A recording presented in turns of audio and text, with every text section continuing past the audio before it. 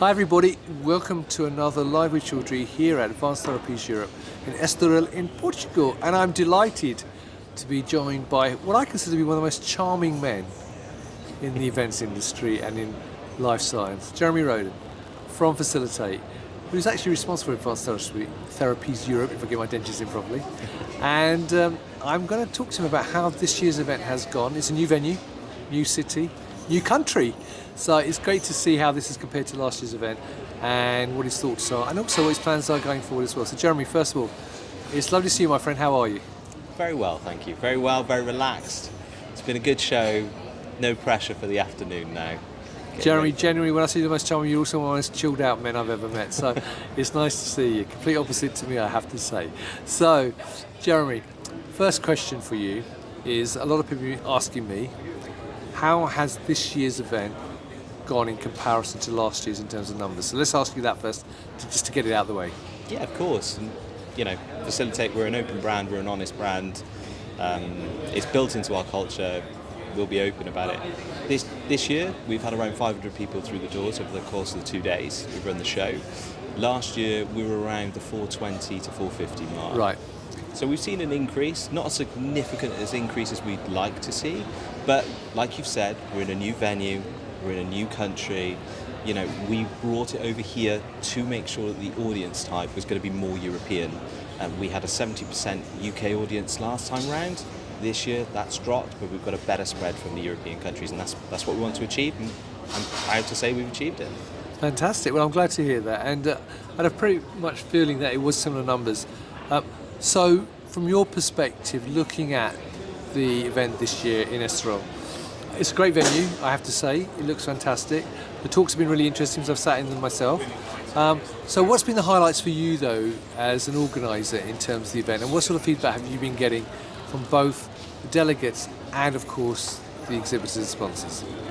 Yeah, of course. I think the highlight for me was definitely the plenary. I think what an amazing, amazing set of conversations that were going on. We talked in terms of a debate around the cure and the cost of cures. We had some incredible stories coming out of the Opie Jones Foundation, from Lucy, who's just set that up, and they finally got their charity status officially, which is amazing, so they can start raising funds. And I think we sort of looked at the European market in a way that potentially we've not done before, in terms of how do we make this market thrive? Can we make this market thrive? What's realistic? There's some tough conversations to be had over the next few years around Europe, and we feel like we're the place to do it. Brilliant. Now, you and I both know that obviously ATMP, cell and gene therapy, new therapies are all the rage at the moment in the media. You look at anything on LinkedIn in terms of from the trade press and websites, there's always another story breaking about a new cell and gene therapy used for a certain modality and so on, or new trials breaking out and be successful, which has led to, of course, a huge uptake of events coming out around this space. Now, obviously, as organisers of an event which is, we talk about Miami celebrating 20 years, so you've been in the space a long time as an organisation. What differentiates you, do you think, as an organisation within this particular space? Well, I think you've touched on part of it there for sure. What makes us different is the longevity we've spent in this space. We've got access to some incredible people who are complete and utter pioneers within this industry. They come and talk. They talk to us, give us feedback. They help us create communities around what is the real challenge right now. We're able to access patient groups without much of a challenge, and get them to come down, speak, and help our developers basically push forward. I think in terms of how we want to move forward with the European market specifically, I think we obviously mentioned Miami there, 20 years, that's a long time. We've been 7 years in the European market, but has the market moved? Yes, it has. We've come out of a bull market right now, and we're in a bear market. So what do we want to focus on? We want to focus on investment. We want to make sure that biotechnology companies, therapeutic developers are able to access the money to basically treat patients, and that's the end goal. So I guess I wouldn't say that makes us different, but I'd say that's where we're headed, and we know the industry needs that from us. So that's what we're trying to do. Right, and that's sort of touched on another point actually, which is, from your perspective, obviously being responsible for Advanced Therapies Europe, Obviously, I can see the date for next year's event. It's going to be obviously here again, because I can read it right behind you, on the 9th to the 12th of September. But what's your vision for this event? I mean, how do you see it progressing going forward? Because obviously there are other events which sort of rotate city to city. They also maybe have more than one event in a year. So what's your vision for ATE?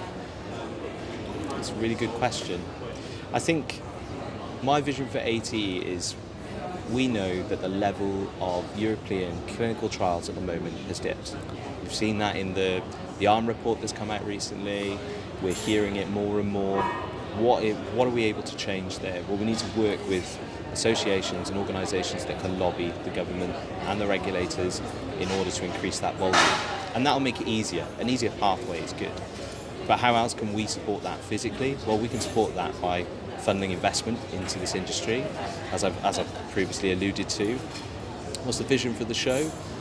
Well, the vision for the show is to basically make this a space where biotechnology companies, startups, are able to come access education around how they're setting up their business, what they're putting into their pitches, and then moving that more towards the new innovation stage which we created, which we'd like to be the place to come and pitch to investors on how their therapy is going to change patients' lives in the end of the day.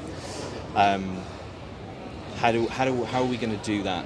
Well, we're looking at making partnerships with key organisations from across Europe to ensure that we're attracting the right people to have those conversations. And that's from a therapeutic development side.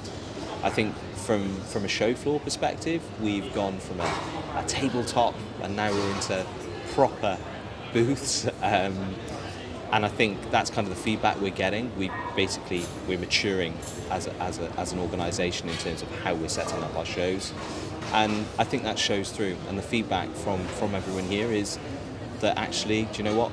I'm glad you moved it from London. Yes, it's a little bit more difficult to get to, but at the end of the day, the experience is the big piece that sets us apart. Brilliant. Well, look, Jeremy, it's been a pleasure catching up with you, my friend. I'm delighted to be here eventually, and I look forward to attending future events in the coming years. So look, I wish you a lot of success for the breakdown that you've got coming up. Hopefully that goes smoothly, and a safe journey home, and hopefully we'll catch up again in the near future. So there you go, viewers. There's straight from the horse's mouth that the numbers are up on last year, and there's some big plans for the future. So if you'd like to learn more about Advanced Therapies Europe and the other events that Phacilitate do, and the Phacilitate Network, and Women Advanced Therapies, then check out the link above the video and you'll learn about all those different things that they're doing within this community. And if you've got any questions for Jeremy or the team based on what you said just now, feel free to put them in the comments below. I'm sure we'll be happy to answer them. Jeremy, once again, thank you for your time. Viewers, thank you for watching. Until next time, as always, stay well and stay safe. Bye-bye.